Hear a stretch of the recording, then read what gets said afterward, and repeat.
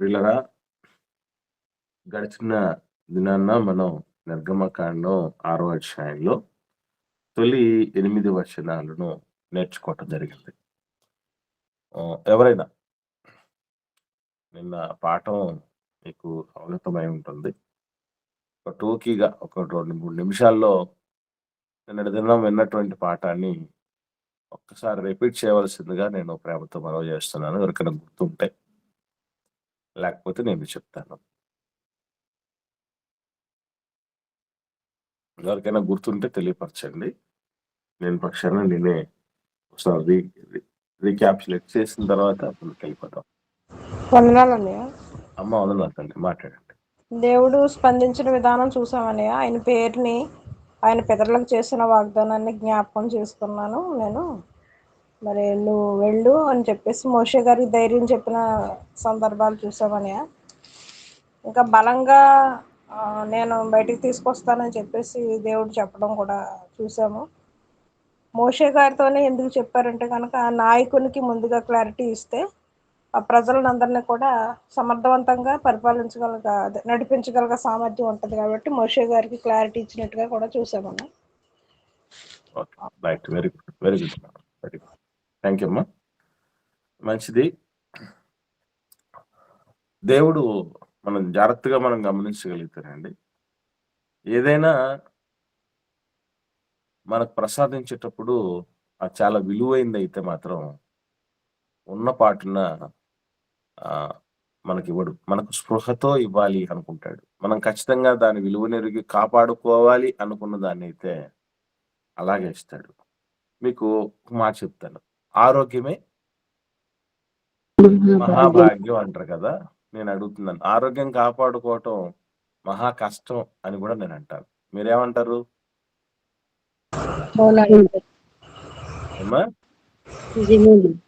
100% correct. అది మహాభాగ్యమే కాదు, మహా కష్టం కూడా.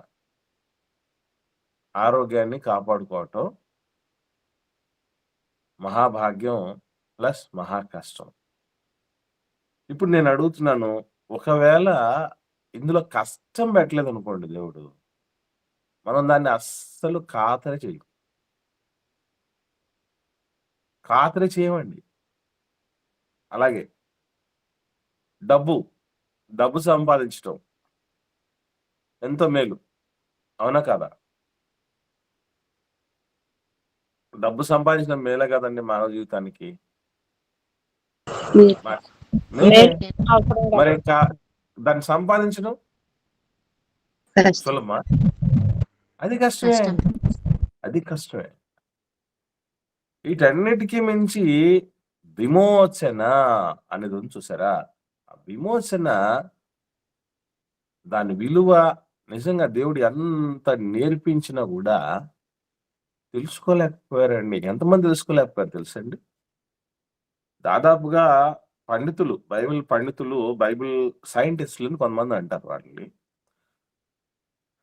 ఆ పరిశోధకులు చెప్పినటువంటి విషయం ఏంటంటే, ఐగుప్తు నుంచి మొత్తం బయలుదేరినటువంటి ఇశ్రాయేల్ సమాజం,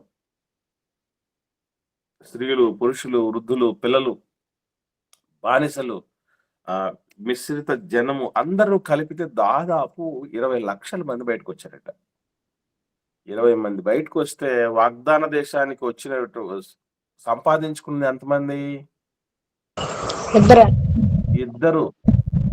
మరి అంత పెద్ద దేశంలోనికి అన్ని లక్షల మంది పోయారే, మరి ఆ అన్ని లక్షల మంది ఎక్కడి నుంచి వచ్చారు? మళ్ళీ ఇద్దరు పోతే ఎక్కడికి? అంటే వీళ్ళందరూ మార్గ మధ్యంలో పుట్టారు. 40 ఏళ్ల జర్నీ. నేను ఎప్పుడు చెప్తూ ఉంటా వండర్ఫుల్ గా, దేవుడి నడిపింపు ఎంత అద్భుతంగా ఉంటదంటారండి. నిజంగా ఆయన దగ్గర ఏం చెప్తే అక్కడ, ఒక మాటలో చెప్పాలంటే, మనం బొమ్మకు కీ ఇస్తే, కీ ఇచ్చినంతసేపు ఆ కీ ఉన్నంత వరకు బొమ్మ ఆడుతుంది చూసారా? అలా ఉంటే చాలండి దేవుడి దగ్గర అలా ఉంటే చాలు. ఎందుకంటున్నానంటే, ఇప్పుడు ప్రపంచంలో జర్నీలు చేసేటప్పుడు కాపురాలు చేసి పిల్లలు గాని పెంచేటటువంటి పరిస్థితులు ఎవడు కల్పిస్తాడండి ప్రపంచంలో? ఏ ప్రయాణ సాధనాలను సంబంధించినటువంటి సంస్థ ఇప్పుడు రోడ్డు రవాణా సంస్థ ఉంది. రైలు రవాణా ఉంది. అలాగే షిప్పు రవాణా ఉంది. అలాగే విమాన ప్రయాణం ఉంది. మరి విమానం ఈ మధ్య కాలంలో మనకు తెలుసు సామెత ఒక పెద్దలు చెప్తారు ఏమనంటే, వన్స్ అపాన్ ఎ టైమ్ విమానం ఎక్కటం భాగ్యం అనుకునేవాళ్ళు. ఇప్పుడు ఏమనుకుంటున్నారు తెలుసా? క్షేమంగా చేరడం భాగ్యం. అదన్నమాట. విమానం దిగటం కూడా భాగ్యమే. ఎక్కినోళ్ళు ఎక్కినట్టుగా దిగటం కూడా భాగ్యమేనట. ఇప్పుడు ఎక్కటం దిగటమే ఇంత సంకటం అయిపోతే, ఏకంగా దేవుడు అసలు బట్టలు మాయనివ్వలేదు, కాళ్ళు వాయనివ్వలేదు, ఇవన్నీ జరగనివ్వలేదు, పొయ్యి ముట్టనివ్వలేదు, పొయ్యి వెలిగించనీయలేదు 40 సంవత్సరాలు. ఇవి చెయ్యనీయకుండా మార్గ మధ్యంలో ఆ భార్యాభర్తలుగా ఉన్నవాళ్ళు చల్లగా చక్కగా కాపురం చేసుకుంటూ పిల్లలగంటూ దేవుడి నడిపింపు అలా ఉంటుంది. దేవుడి నడిపింపు అలా ఉంటుంది. సో అలాంటి నడిపింపులు ఎంత కంఫర్టబుల్ గా దేవుడు నడిపించినా కూడా ఆ విమోచన విలువ గుర్తెరక్క ఎంత మంది రాలిపోయారు. 99.99% పోయారు కదా. 20 లక్షల మందిలో 2 మంది 2 మంది అంటే ఎంత అండి ఆ పర్సంటేజ్? 100కొక్కరు కాదు, అది 1000కొక్కరు కాదు, 1,00,000కొక్కరు కాదు, 20 లక్షలకు 2. 10 లక్షలలో 1.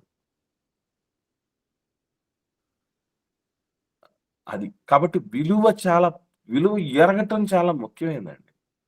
ఇప్పుడు మనం ఎర్లీ అవర్స్ దేవుడి సన్నిధికి రావటం కూడానండి, విలువ తెలిసినా కూడా కొంతమంది సాధ్యం కాలేకుండా పోతుంది. ఈ మధ్యలో మాకు ఒక చిన్న యాక్సిడెంట్ అయింది. నేను మీకు అందరికీ అలా చెప్తే కొంచెం డిస్టర్బ్ అవుతారని మధ్యలో చెప్పలేదు, కానీ చెప్పాల్సి వస్తుంది. అది లాస్ట్ థర్స్‌డే జరిగింది. జరిగితే మరుసటి రోజు బానే ఉంది. అంతవరకు బాగుంది. ఆ రోజు రాత్రి, మరుసటి రోజు రాత్రి వరకు బానే ఉంది. ఆ తదుపరి పరిస్థితులు చాలా ఇబ్బందికరంగా, నడుములు పట్టేయటం, నీరసం ఎక్కువైపోవటం, అలారం పెట్టుకున్నా కూడా నిద్ర మేలుకోవటం కష్టమైపోవటం. నిన్నటి దినాన కూడా కాస్త లేట్ అయింది నాకు. దాన్ని గుర్తెరిగి ఏం చేశానంటే రాత్రికి రాత్రి ప్రిపేర్ అయిపోయా మెసేజ్. తెల్లారి లేవలేకపోతున్నాను. ఈరోజు కూడా అదే జరిగింది. అంటే దేహం ఒక లిమిటేషన్, ఒక టైం అనేది దాటిపోయిన తర్వాత ఏ చిన్న ఇబ్బంది కలిగినా కూడా చాలా కష్టం అయిపోతుంది. అంటే నేను ఈ మాటలు మీకు ఎందుకు చెప్తున్నానంటే, నాకు తెలుసు ఇక్కడ జాయిన్ అవ్వటం ఎంత విలువైందో, ఎంత శ్రేష్టమైందో. తెలిసినా కూడా కొన్ని పరిస్థితులు మన చేతుల్లో లేని పరిస్థితులు, లేవలేని పరిస్థితుల్లోకి రావటం, ఇవన్నీ జరుగుతున్నాయి. మనం ఎవరు ఊహించేటివి కాదు. కాబట్టి ఏదైనా అవకాశం ఉండినప్పుడే సద్వినియోగం చేసుకోవాలి. నేను ఎప్పుడు కూడా పని ఎక్కువ చేయాలి, ఉన్నటువంటి టార్గెట్లన్నీ ఎక్కువ రీచ్ చేసేసేయాలి, కంప్లీట్ చేయాలి అన్నటువంటి తపనతో ఎందుకుంటారంటే, అందుకే మనం బానే పోతున్నాం, మనదేం సమస్య లేదు. వెనకరోడిది సమస్యగా సమసత్వం కొట్టేస్తే కూడా మనం ఏం చేయలేం. అలాగా విలువ తెలిసినా కూడా కొందరు అందిపుచ్చుకోలేని పరిస్థితిలో ఉన్నారు. దానికి ఎగ్జాంపుల్ నేనే నిలబడుతున్నాను. కాబట్టి పిల్లరా, ఏదైతే అవకాశం ఉందో ఆ అవకాశం ఉన్నంత వరకు కంప్లీట్ చేసుకుంటూ పోవాలి. నిజంగా హ్యాట్స్ ఆఫ్ మహనీయుడు మోషే గారు. దేవుడి చేతిలో ఒక కీ ఇచ్చి చిన్న బొమ్మలాగా, ఒక కీలు బొమ్మలాగా ఏం చెప్తే అది. నాయనా మోజెస్ అని రెండోసారి పోతే, ఎందుకు నాయనా అని మాట్లాడితే ఈయన అలగటం, దేవుడు చక్కగా నాయన అది కాదురా మోజెస్ అని కొడుకుతో చక్కగా బాండింగ్ కలిగి వాళ్ళిద్దరి మధ్య సంబంధం చూడండి, తండ్రి కుమారుల మధ్య అలాంటి ర్యాపో, అలాంటి సఖ్యత, అంత దగ్గరి బంధం మనకు దేవుడికి మధ్య కూడా రావాలి. మోషే గారు చూస్తున్న ప్రతిసారి నిర్గమకాండంలో నాకేమనిపిస్తుందంటే, వై డోంట్ ఐ నేను నేను కూడా ఎందుకు అలా ఉండకూడదు? ఎంత మంచి బాండింగ్‌తో ఉన్నాడు దేవుడితో మోజెస్ గారు. నేను కొడుకునే కాదు. దేవుడితో అలా ఉండాలి అన్నటువంటి ఆ తపన. అంటే మనం చదువుతున్నాం, ధ్యానిస్తున్నాం. అలా ఉన్నప్పుడు ఒక ఆశ, ఒక సత్యం పట్ల ఒక ఆశ మనకుండాలి. చాలా మంచిది. సో, ఇవాళ ఇవన్నీ చెప్పిన తర్వాత మోషే గారు ఉన్నది ఉన్నట్టు ప్రజలతో చెప్పటానికి వెళుతున్నాడు. 6వ అధ్యాయం నిర్గమకాండం 9వ వచనంలో 9వ వచనం నుండి చూస్తే, మోషే ఇశ్రాయేలీయులతో అలాగు చెప్పెను. ఎలాగూ ఇంత ముందు కాలంలో దేవుడు ఏదైతే చెప్పాడో, అయ్యా నేను వాగ్దానం చేశాను కదా మీ పితరులతో, ఆ వాగ్దానాన్ని నేను జ్ఞాపకం చేసుకుంటున్నానురా. వెళ్ళి మీరు ఖచ్చితంగా నేను విమోచిస్తాను, మిమ్మల్ని నడిపిస్తాను, మీకు వాగ్దాన దేశాన్ని స్వతంత్రింపజేస్తాను. ఆడు ఏదైతే మోషే గారికి చెప్పారో, చెప్పింది చెప్పినట్లుగానే ఇశ్రాయేలీయులకు చెప్తే, ఇశ్రాయేలీయులు చెప్తున్నటువంటి మాట ఏంటి అంటే, అయితే వారు మనోవ్యాకులమును బట్టియు, కఠిన దాసత్వమును బట్టియు మోషే మాట వినరైరి. నిజంగా ఈ మాటలో చాలా చాలా లోతైన సంగతులు దాగున్నాయి. ప్రజలు మంచి విషయం, విమోచనకు సంబంధించిన విషయం. ఇప్పుడు ఒకసారి ఎందుకు జరిగింది అనేటటువంటిది దేవుడు జవాబు చెప్పకుండా ఉంటే, ఇక ఎవరు ఎన్ని ప్రయత్నాలు చేస్తే ఆయన నోరు తెరవగలడు? కానీ దేవుడే జవాబిస్తున్నాడు. నాయన మీకు అంత సులభంగా విమోచన కలగదు.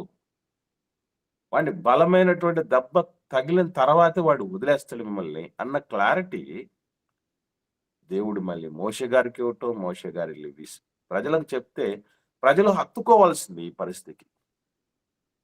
ఓహో! మేమే మిస్‌అండర్‌స్టాండ్ చేసుకున్నాం దేవుడిని. ఇదేదో సులభంగా వచ్చేస్తుంది అనుకున్నాం.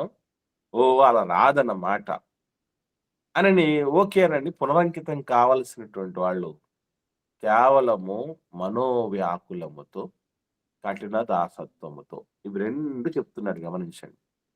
ఈరోజు మనలో గూడా దేవుడి మాటని అదెంత శ్రేష్టమైనదైనా, మనకే మేలు చేసేదైనా, మన చక్కని భవిష్యత్తుకు బాటలు వేసేదైనా, చక్కటి పునాదైనా ఏవండీ శ్రేష్టమైనటువంటి దీవెనలతో నింపబడేదే అయినా గూడా, ఆ మాటను కొందరు వినకపోవటానికి కారణం ఏంటి? అక్కడ రాయబడింది. మొట్టమొదటిదేంటి అంటే మనోవ్యాకులం అంట. అంటే మానసికంగా ఒక మనిషి దెబ్బతిన్నప్పుడండి, ఇక ఆ మనిషి కోలుకోవడం చాలా కష్టం అండి. ఎందుకంటే శారీరకంగా అప్పుడప్పుడు చెప్తూ ఉంటాయి. నాకు శరీరానికి గాయమైతే చెప్తారు గానీ చాలామంది, శరీరానికి గాయమైతే ఏమవుద్దట? త్వరగా మానిపోతుందట కదా! శరీరానికి గాయమైపోతే త్వరగా గా మా మానిపోతుందట. కానీ మనసుకు గాయమైతే అసలు అంత సులభంగా అది మానదట. ఏవండీ? ఇనుము విరిగితే ఇరుమారు ముమ్మారు కాచి అతకవచ్చు క్రమముగాను, మనసు విరిగినేమి మరిచేర్చరావయ్యా అంటాడు వేమన గారు. అంటే మనసు విరిగిపోతే అసలు పాలు విరిగిపోయాయనుకోండి, దానివల్ల కూడా ప్రయోజనం ఉంటుంది. విరిగిన పాలను ఏం చేసి తెలుసండి? జున్ను చేసుకోవచ్చు. పాలు విరిగినా జున్ను చేసుకోవచ్చు కానీ, మనసు విరిగితే మాత్రం చాలా కష్టం అండి. ఆ ఇశ్రాయేలీయులు మనసు విరిగిపోయింది వాళ్ళకి. వ్యాకులంలోకి వెళ్ళిపోయారు. ఏంటి?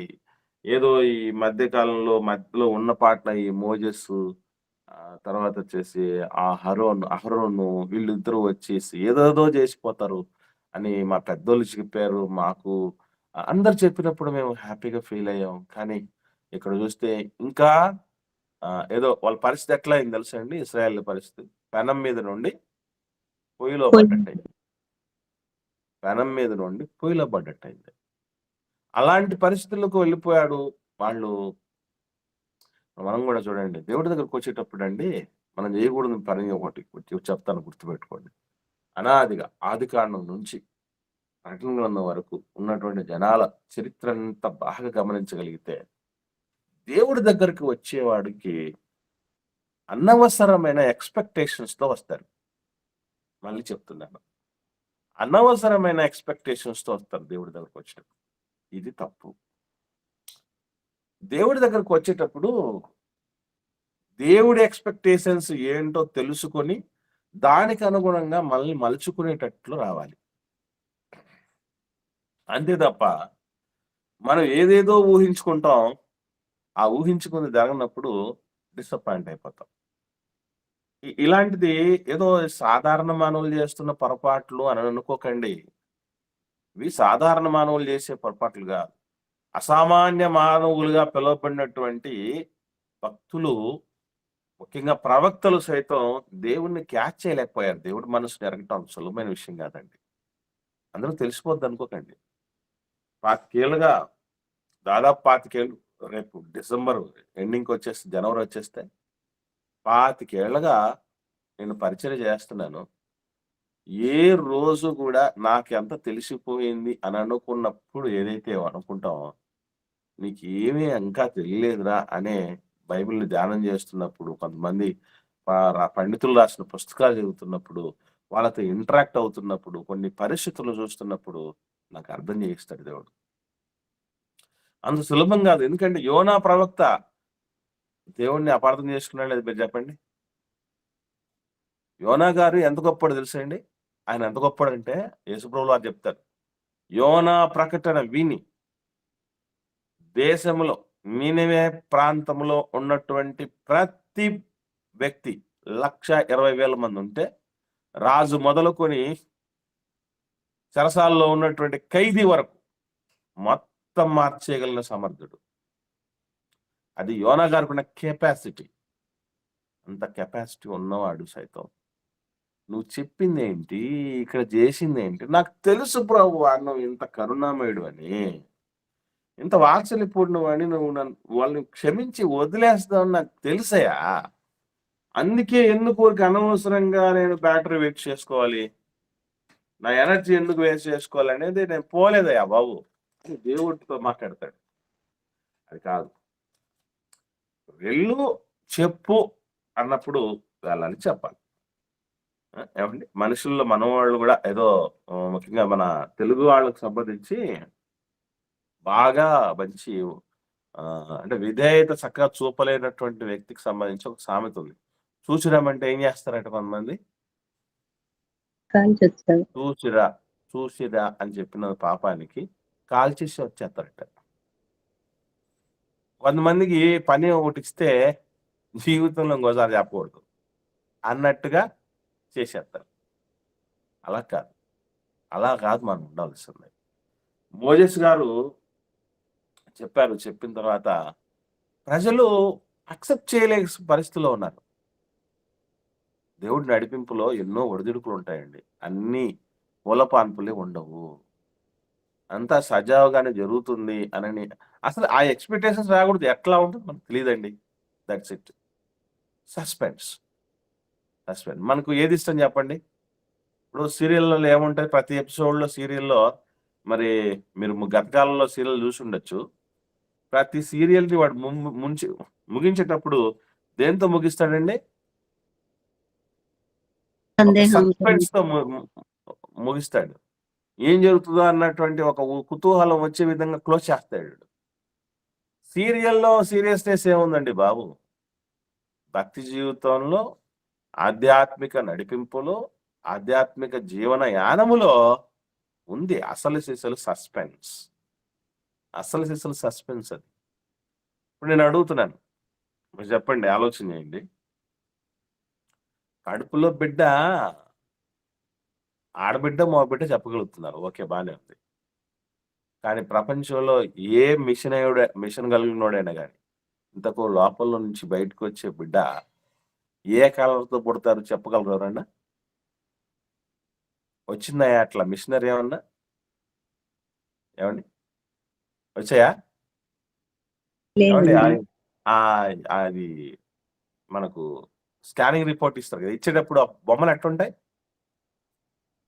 బ్లాక్ లో ఉంది. బ్లాక్ అండ్ వైట్ అదే ఉంటాయండి. బ్లాక్, అంత బ్లాక్ గా ఉంటాయి.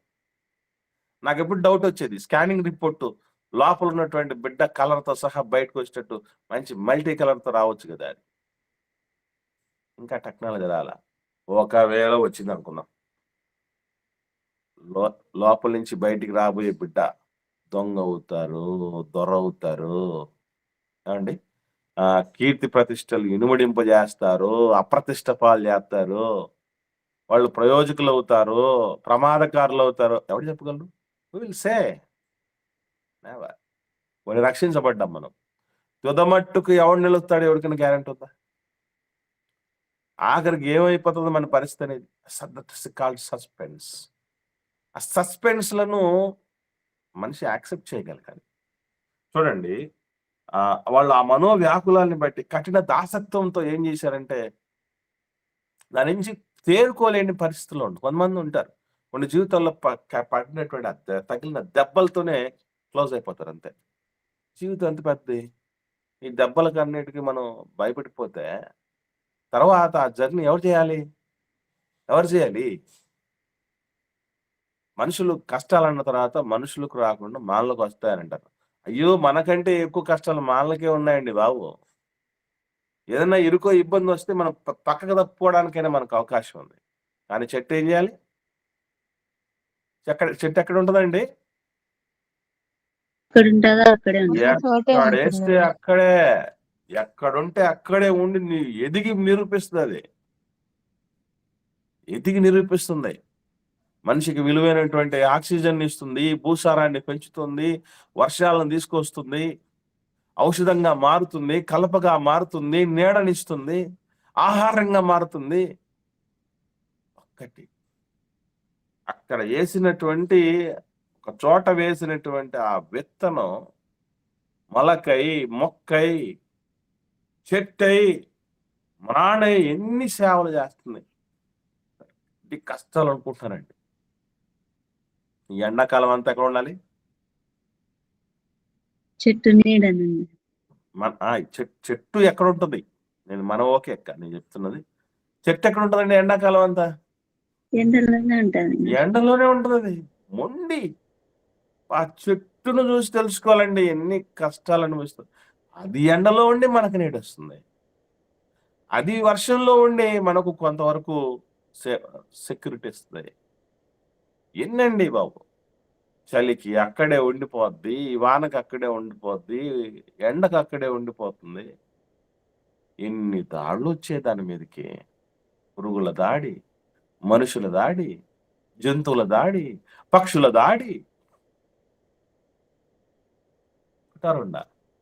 నిలదొక్కోలే. అదిగో వ్యాకులంలోనికి వెళ్ళకూడదు మనిషి ముందు. అది నేను చెప్పేది. వ్యాకులంలోనికి వెళ్ళిపోయినప్పుడు కష్టాలు ఉంటాయి. ఆ దాసత్వపు కష్టాల వల్ల ఇదిగో శుభవార్త కూడా వాళ్ళ చెవిన పడట్లా, వినలేదు అసలు. ఎందుకంటే ఫరో పాచిక అదే కదా పారింది, ఫరో పాచిక పారింది. ఫరో ఏమని చేశాడు? ముందున్నటువంటి బరువుల కంటే పెంచండ్రా. పెంచినప్పుడు ఈ బరువులు వీళ్ళు భరించలేకే ఇంకా వేరే ఆలోచన చేయకూడదు. ఎస్, ఫరో గెలిచినట్టుగా అనిపిస్తోంది కదా. దేవుడి మీద చేసే పోరాటంలో, ఆ యుద్ధంలో ఫరో గెలిచినట్టుగా అనిపిస్తూ ఉంటది. గెలుపు దోబూచులాడినట్టుగా ఉంటదండి. నిర్గమకాండం అంతా రసవత్తరంగా ఉంటదండి. దేవుడు ఫరోకు మధ్య అటు ఇటు అటా ఇట అన్నట్టు టగ్ ఆఫ్ వార్ అంటారే, టఫ్ ఫైట్ అంటారు అన్నట్టుగా అనిపిస్తూ ఉంటది. ఇక్కడ కూడా ఫరో పై చేయి సాధించాడేమో అన్నట్టుగా ఉంటది. అలా సాగుతూ ఉంటది. నెక్స్ట్ తర్వాత మనం చూడగలిగితే 10వ వచనం చూస్తే, మరియు యెహోవా మోషేతో, నీవు లోపలికి వెళ్ళి ఐగుప్తు రాజైన ఫరోతో ఇశ్రాయేలీలను తన దేశములో నుండి వెలుపలికి పోనీయవలెనని అతనితో చెప్పుము అనెను. నువ్వు వెళ్ళి ఫరో రాజుతో చెప్పాడు. ఆయన ఎన్నిసార్లు చెప్పాలి ప్రభా? ఇదే ఆలోచన చేసింది మోషే గారికి. ముందు చెప్పమన్నావు కదా, చెప్పేసాం కదా, ఏం జరిగింది? ఇప్పుడు మళ్ళీ చెప్పమంటాం. ఎస్, ఇప్పుడు చూడండి రెస్పాన్స్ ఎట్లా ఉందో మోషే గారి రెస్పాన్స్ చూడండి. 12వ వచనం. అప్పుడు మోషే, చిత్తగించుము, ఇశ్రాయేలీలే నా మాట వినలేదు, మాట మాంద్యము గల వాడనగు నా మాట ఫరో ఎట్లు వినుననే యెహోవా సన్నిధిని పలికెను. మోషే గారు ఒకనాడు ఆ చెప్పిన తన అసక్తతను, తన యొక్క ఆ నోటి మాంద్యాన్ని, ఆ సాకును ఏదైతే ఉందో అది చెప్తున్నాడు. దేవుడి దగ్గర చెప్తున్నాడు. అందుకే మళ్ళీ మళ్ళీ కూడా, అంటే ఒక మహనీయుడండి మోషే గారు, చిన్నోడు కాదండి. ఏదో చంటి పిల్లోడిలాగా మళ్ళీ మళ్ళీ మారం చేస్తున్నట్టు అనిపించట్లా. ఎస్, అంతటి వ్యక్తికే అలాంటి పరిస్థితులు, అంటే అక్కడ సిచ్యువేషన్ అలాంటిది. ఇది ఇలాంటి సిచ్యువేషన్ లో మీరు నేను అంటే అంతవరకు కూడా నిలిచేవాళ్ళం కాదు మనం. ఆయన మిక్కిలి సాత్వికుడై ఉండి, మిక్కిలి నమ్మకస్తుడై ఉండి, మిక్కిలి లోబడేటటువంటి వాడై ఉండి, అంత గొప్పగా ఒక రాజకుమారుడిగా ఐగుప్తులో సకల విద్యలు అభ్యసించిన వాడై ఉండి, భక్తిని చిన్నప్పటి నుంచి ఆపోసాన పట్టబడినటువంటి వాడై ఉండి, అన్ని క్వాలిఫికేషన్స్ ఉన్నోడే కొన్ని పరిస్థితుల మధ్య ఇరుకు ఇబ్బందులుగా మారిపోతున్న పరిస్థితి. కాబట్టి పరిస్థితి చాలా మనిషికి నేర్పిస్తుంది, మనిషిని మార్చేస్తుంది. మోషే గారికి దేవుడు చెప్పినటువంటి రెండోసారి వచ్చి చెప్పినప్పుడు కూడా మోషే గారు ఇదే చెప్తున్నారు. ఇప్పుడు వన్స్ ఒక సాకుతోనే చెప్పాడు. ఇప్పుడు ఏం చెప్పాడంటే విత్ ప్రూఫ్ తో మాట్లాడుతున్నాడు. With proof. ఏంటది ప్రూఫ్? ఇశ్రాయేలీలే నా మాట లేదు అంటే నా సొంత ప్రజలు, నేను విమోచించటానికి వాళ్ళ దగ్గర నాకు పంపించావు కదా దేవుడా.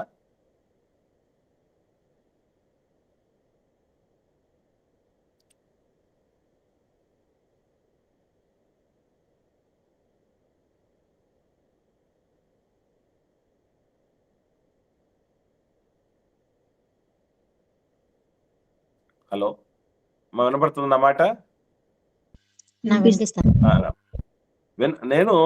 నేను విమోచించాలనుకొని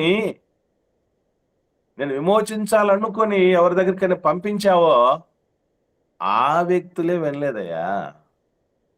నన్ను వాళ్ళ కోసం పంపించావు, బానే ఉంది, నన్ను ప్రత్యేకపరుచుకున్నావు, మంచిగా అన్ని రకాలైనటువంటి భరోసాలు ఇస్తున్నావు, నాకు ధైర్యం ఇస్తున్నావు, బానే ఉంది, అంతా బానే ఉంది. కానీ ఆయన ఎవరి దగ్గరకైతే నేను వెళ్తున్నానో హలేనా మాట విన్నప్పుడు ఆ ముక్కు మొక్కని తెలియని వాడు, ఆ బానిసత్వంలో అణిచేసేటటువంటి వాడు ఫరో నా మాట ఎట్లా వింటాడయ్యా చెప్పు అని ఒక ప్రూఫ్ కూడా ఇస్తున్నాడు. నాకు నోటి మాంద్యం కలిగినటువంటి పరిస్థితి అనుకుంటున్నాను దీనికి కారణం. అది మోషే గారికి ఉన్నటువంటి ఆలోచన. ఈ ప్రజలు నేను కన్విన్స్ చేయలేకపోతున్నాను, అది విషయం. నా మాటతో వాళ్ళని మాయ చేయలేకపోతున్నాను, మెస్ప్రైజ్ చేయలేకపోతున్నాను, కన్విన్స్ చేయలేకపోతున్నాను. వాళ్ళు ఒప్పుకునే విధంగా వాళ్ళని నేను మార్చలేకపోతున్నాను. ఆ కారణం నాకు ఈ అసక్తి అనుకుంటున్నాను అని మాట మళ్ళీ చెప్తాడు. ఏమంటే ఇన్నిసార్లు చెప్తూ వస్తే దేవుడికి ఉన్నటువంటి గొప్ప మనసు మీరు చూడగలిగితేనండి. తర్వాత దేవుడు మాట్లాడుతూ ఏమంటున్నాడు చూడండి, 13వ వచనంలో చెప్తున్నటువంటి మాట ఏంటంటే, మరియు యెహోవా మోషే అహరోనులతో ఇట్లనెను, ఇశ్రాయేలీలను ఐగుప్తు దేశములో నుండి తాము వెలుపలికి రప్పించుటకై ఇశ్రాయేలీల యొద్దకును ఫరో యొద్దకును వెళ్ళవలెనని వారికి ఆజ్ఞాపించను. మిమ్మల్ని ఏర్పరచుకున్న ఉద్దేశమే అది నాయన. ఇశ్రాయేల్ని వెలుపలికి రప్పించాలంటే ఇక్కడ 2 రిస్కీ టాస్క్లు ఉన్నాయి. ఒకటేంటంటే, ఒకటి సొంత ప్రజలు మద్దతు ఇవ్వాలి, సొంత ప్రజలు ఆమోదించాలి, నమ్మగలగాలి. ప్లస్ ఫరో పంపించటానికి సమ్మతినివ్వాలి. ఈ ఉభయ కుశలోపరి అంటారే, మీరు బాగున్నారా, మేము బాగున్నాం అని లెటర్ రాసేటప్పుడు అంటారే, అట్లాగా ఇటు ఇశ్రాయేలీలు కమిట్మెంట్తో ఉండాలి బయటికి రావటానికి, నమ్మి ఈ నాయకత్వాన్ని. అటు ఐగుప్తు సార్వభౌమాధికారం, ఫరో రాజు, వాళ్ళందరూ కూడా పంపించడానికి సుముఖంగా ఉండగలగాలి. ఇవి 2 ఉండగలిగితేనే ఓకే. ఇప్పుడు రెబెకమ్మ అత్తగారింటికి వెళ్ళబోతుంది. ఎంతమందికి సమ్మతమైంది? రెబెక్కమ్మకు సంతోషమైంది, కుటుంబ రెబెక్కమ్మ ఇంటి వాళ్లకు ఆమోదమైంది. వాళ్ళే కదా ఒప్పుకోవాల్సిందే. ఆల్రెడీ నచ్చేసింది. అత్తగారింటికి సంబంధించిన ప్రతినిధులకు అందరికీ పిచ్చిగా నచ్చేసింది. అది అయిపోయింది. మరి ఎదుటోళ్ళకి నచ్చినా కూడా ముందు ఫస్ట్ ఆఫ్ ఆల్ మనకు ఇష్టం అవ్వాలి, మన వాళ్ళకి ఇష్టం అవ్వాలి కదా. అవి రెండు అయిపోయే కనుకనే సొంత వాళ్ళు ఎవరు లేకపోయినా కూడా ఒకటే వెళ్ళిపోగలిగింది. అట్లాగా ఇప్పుడు ఇశ్రాయేలును నమ్మాలి, ఫరో నమ్మాలి. పరిస్థితి ఎట్లా ఉంది ఇక్కడ ప్రస్తుతానికి? ఇజ్రాయేల్ నమ్మట్లేదు, ఫరో నమ్మట్లేదు. మధ్యలో వీళ్ళిద్దరూ కూడా నలిగిపోతున్నారండి. మధ్యవర్తుల లక్షణం ఎలా ఉంటుందంటే అండి, రెండు వైపులా చిచ్చు పెట్టేవాళ్ళు ఉంటారు కొంతమంది, ఇరువైపులా చిచ్చు పెట్టేవాళ్ళు ఉంటారండి. మీడియేటర్లు అందరూ ఒకే రకంగా ఉండరు, మర్చిపోకండి. ఎవరినైనా మీడియేట్ చేసుకోవడానికి మనం పిలుస్తూ ఉంటాం, తగాదా, ఆస్తి తగాదా. మీకు కోతి రెండు పిల్లులు బ్రెడ్ కథ తెలుసు కదా మీకు? ఏమండి? తెలుసు. ఒకసారి ఒక బ్రెడ్ దొరుకుతుంది రెండు పిల్లులకు. అవి ఇది నాదంటే నాది, నేను ముందు చూశాను, నేను ముందు, నువ్వు ముందు చూసి చూడవచ్చు, నేను ముందు చేయి పెట్టానని ఇద్దరు కొట్లాడుకుంటున్నారు. మధ్యలోకి పిల్లి వచ్చింది. అరే మీరు ఎందుకు ఇట్లా కొట్లాడుకుంటారు, మీకు సమానంగా నేను తూచిచ్చి మరీ పంచేస్తాను చూడండి అని చెప్పి ఏం చేసింది, ఇక్కడ ఎక్కువైందని చెప్పి మామూలుగా ఎక్కువైన దాన్ని కొంత తీసి ఏం చేయాలి, తక్కువైన దానికి అవతల పనుల్లో పెట్టాలి. ఇది అలాంటిది కాదు, మామూలు మధ్యవర్తి కాదు. ఏం చేసింది అంటే ఆ ఎక్కువైన దాన్ని తినింది, మళ్ళీ ఈ పక్క ఎక్కువైంది, ఇక్కడ ఉన్నదాన్ని తినింది, మొత్తం ఏమీ లేకుండా మొత్తం తినేసింది. దీన్ని నమ్మి, ఈ పిల్లిని నమ్మి మాకేదో న్యాయం తీరుస్తాడని పోతే ఉన్నదంతా నాకు లేకుండా నీకు లేకుండా ఇద్దరికి పంగనామం పెట్టి తినేసింది అని బాధపడుతూ వెళ్ళిపోతాయి.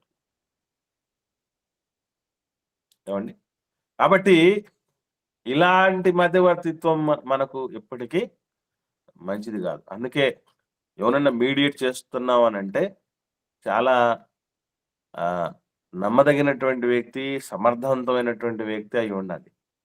ఇప్పుడు కొడుకుకి ఇసాకు జీవితం టర్నింగ్ పాయింట్ అనేటటువంటి పరిస్థితి కదండి. అంత టర్నింగ్ పాయింట్ కు సంబంధించినది వివాహం. మానవ జీవితం తిరగబడేటటువంటి ఘట్టం అండి, అది చిన్న విషయం కాదు. చాలా మందికి మనం అందరూ అంత అయిపోయిన తర్వాత చాలా మంది తెలిసింది కదా, అయ్యయ్యో ఇంత అని తెలిసింది, మేము జాగ్రత్త పడేవాళ్ళు స్టార్టింగ్ లో అనుకుంటారు కదా. అంత గొప్ప ఘట్టం ఎవరికి అప్పగించాడు? తన ఇంటి పెద్ద దాసుడు, నమ్మకస్తున్నటువంటి వాడు, దేవుడి మీదే పడినటువంటి వ్యక్తికి అప్పగించడం జరిగింది. అది మంచి మీడియేటర్ గా ఉండి ఈ ఏకాంగులను సంసారాలుగా చేయటంలో మంచి పాత్రగా పోషించబడ్డాడు వ్యక్తి. కాబట్టి అలాంటి మధ్యవర్తిత్వం చేయగలగాలి. వీళ్ళు చూడండి, అయ్యో అటు ఇశ్రాయేలీలను సముదాయించలేకపోతున్నారు, ఇటు ఫరోను భయపెట్టలేకపోతున్నారు. మధ్యలో దేవుడి సాధనం అంటే అంతేనండి. దేవుడు నడిపించే సాధనం నలిగిపోయే సాధనమే. పువ్వులు, కొన్ని వందల వేల పువ్వులు తమ సొగసును, స్వరూపాన్ని మొత్తం అంతా కోల్పోతేనే సెంట్ అవుతుంది. సెంట్ ఎట్లా వస్తుంది అనుకున్నారు? కొన్ని వందల వేల లక్షల పువ్వులు అన్నిటినీ కూడా వాటిని బాగా కాచి, వడగట్టి, ఫిల్టర్లు చేసి ఇంకొన్ని మార్పులు చేర్పులు చేయగలిగితే వచ్చింది ఆ పరిమళం. ఉన్న పువ్వు ఉన్నట్టుగానే ఉంటే దాని నుంచి ఎక్కువ కాలం ఎసెన్స్ రాదు. మామూలు పువ్వు ఉంటే సాయంత్రం వరకే పరిమళం వెదజల్లుతుంది, కానీ దాన్ని తీసి సెంట్గా మార్చగలిగితే కొన్ని సంవత్సరాల వరకు అది పనిచేస్తుంది. అలా కొన్ని సంవత్సరాల వరకు దాని పరిమళం ఉండాలంటే అది రూపమే మార్చుకోగలగాలి. ఎంత నలిగిపోయి ఉండాలండి అది, ఎంత మరిగిపోతుందంటే ఏంటది? అలా జరిగితేనే కదా. మీకు చెప్పారో లేదా ఇంతకుముందు, పట్టు చీరలు కట్టుకున్నారు కదా ఆడకూతుర్లు, పట్టు చీరలు కట్టుకుంటున్నారు కదండి. పట్టు చీర ఎక్కడి నుంచి వస్తుంది అనుకుంటున్నారు? పట్టు అమ్మా, పురుగు నుంచి పట్టు పురుగుల్ని ఏం చేస్తే వస్తా తెలుసా మీకు? ఉడికించి దాన్ని దారం చేస్తారు. ఉడికించడానికి ముందు లోపల ఏముంటది తెలుసక్క? లార్వా ఉంటుంది. పురుగు ఉంటది, ప్రాణం ఉంటుంది దాంట్లో. అదే ఆ పురుగు బయటికి వస్తే దారం పనికిరాదట. ఆ పురుగు ఆ దారపు రీల్లో ఉండగానే చచ్చిపోవాలి. అలా చచ్చిపోవడానికి కొన్ని వందల వేల పురుగులను నిలువున చంపేస్తారు. అలా అవి చచ్చిపోతేనే మనకు వచ్చింది పట్టు చీర. అవి ఫట్ అయిపోతే మనకు వచ్చింది పట్టు. అలాగే కస్తూరి తిలకం, కస్తూరి సంబంధించినటువంటి ఒకటి ఉంటుంది, ఒక పరిమళ ద్రవ్యం లాంటిది, ఒక బంకలాగా ఉంటుందండి. అది ఎవరికైనా ఐడియా ఉందో లేదు మీకు? కస్తూరి బంక లాంటిది ఒకటి వస్తుందండి, పరిమళం, కస్తూరి పరిమళం. అది రావాలంటే కస్తూరి మృగానికి భయంకరమైన పెయిన్ రావాలటండి. అది పెద్ద బాధ ఎప్పుడైతే పడుతుందో, వేదన ఎప్పుడైతే పడుతుందో, దాన్ని ఒక కడుపు రంధ్రం ఒకటి ఉంటుందట, అక్కడి నుంచి అది కిందికి పడేస్తుందట. దానికి ఎక్కువ బాధ రావాలని ఏం చేస్తారంటే కట్టేసి భయంకరంగా కొడతారటండి దాన్ని. అలా కొడితే వస్తుంది కస్తూరి ఆ పరిమళం. మోషే గారిని, అహరోను గారిని దేవుడు ఏం చేశాడంటే పిండేశాడండి, అంతే పిండేశాడు. మనం బల్ల పాట పాడేటప్పుడు ఒక మంచి పాట పాడతారు, నా బలి బాగా ఇష్టం. నీ చేతిలో నన్ను రొట్టెను. రొట్టెనయ్యా. ఏం చేయమంటున్నాడు రొట్టెనైతే? ఏ రోజైనా ఇరిగిపోయాను అతికిచ్చు, ఇరిగిపోయాను అతికిచ్చు, ఇరిగిపోయాను అతికిచ్చు అంటాం కదా మన దేవుడి దగ్గరకు వచ్చి. దేవా బాగున్నాను, నేను ఒక్కలాగా ఉన్నాను, నన్ను ఇడిచేసేయి, నన్ను నలిచేసేయి, నన్ను పిండేసేయి, ఏమన్నా చేసుకో, నేను రెడీ అని వచ్చేవాళ్ళు అంతమంది. నిజంగానండి, దేవుడి ప్రవక్తలు ఎంత మంచోళ్ళు, ఎంత గొప్పోళ్ళు అంటేనండి, వాళ్ళు ఊరికే అవ్వలేదండి అంత మహనీయులు.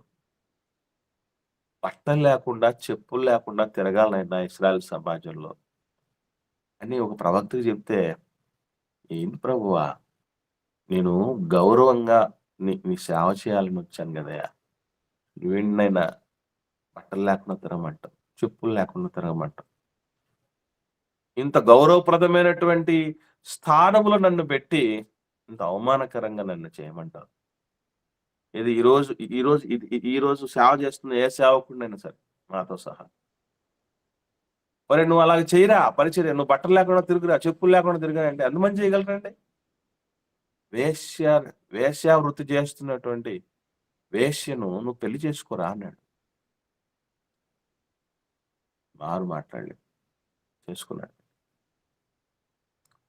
మలమును కాల్చి దాన్ని తిను అన్నాడు, తినేశాడు. ఒకటి కాదు, రెండు కాదండి బాబు, ప్రయోగశాలండి. దేవుడు వాడుకునే ప్రయోగశాలండి దైవజనులు అంటే, ప్రయోగశాలండి. ఇప్పుడు నేను ఆన్లైన్లో ఒక ప్రయోగశాల, సంఘంలో ఒక ప్రయోగశాల, బయట పరిచర్యకి వెళ్తే ఒక ప్రయోగశాల, ఇంట్లో ఒక ప్రయోగశాల, స్కూల్లో ఒక ప్రయోగశాల అవ్వాలి. మరి నో పెయిన్స్ నో గెయిన్స్ అండి.